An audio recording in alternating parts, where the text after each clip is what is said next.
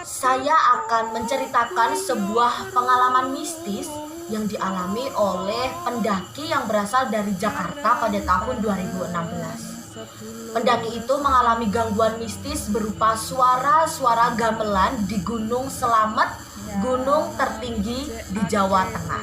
Rombongan pendaki itu berangkat dari Jakarta pada tanggal 30 Maret 2016 hingga sampai di stasiun Purwokerto. Semuanya berjalan dengan lancar. Kemudian mereka menyewa sebuah mobil sampai di base camp.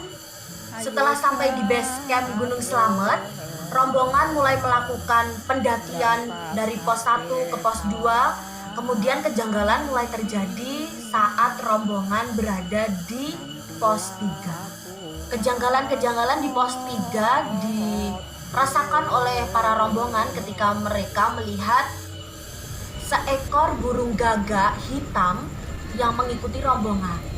Rombongan itu mempercayai sebuah mitos bahwa ada dua pertanda.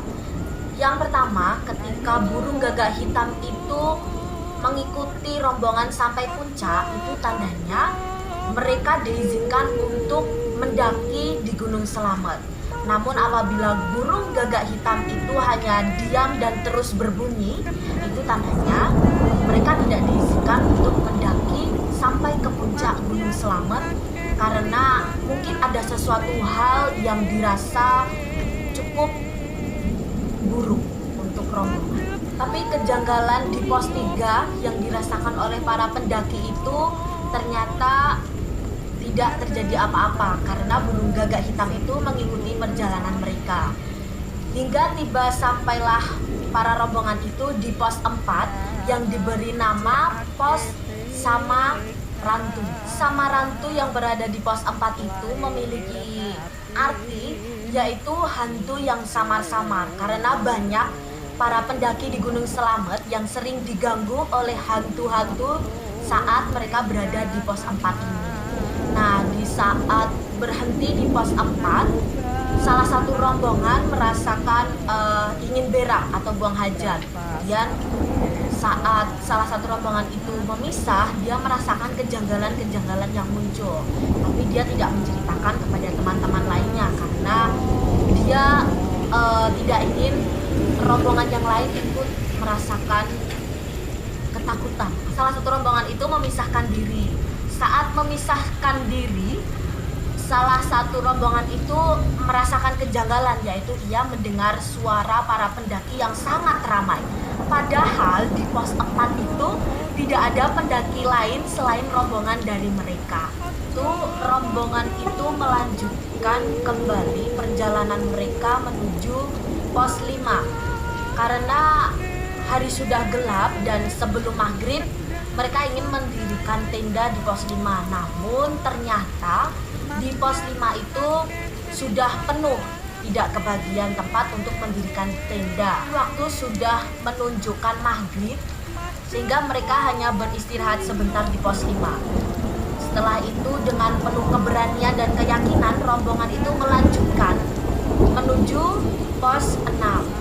Tetapi mereka merasa perjalanan menuju pos 6 itu sangat jauh dan mereka sudah mulai kelelahan, sehingga pendaki itu mendirikan tenda di pertengahan jalur antara pos 5 dan pos 6. Pendaki ini berhasil mendirikan tenda di antara pos 5 dan pos 6.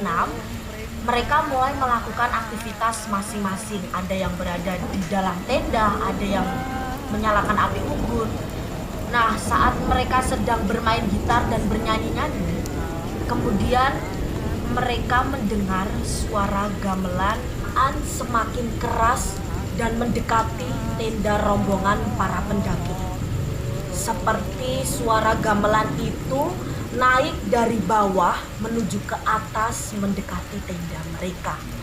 Mereka ketakutan, para pendaki itu berdoa bersama.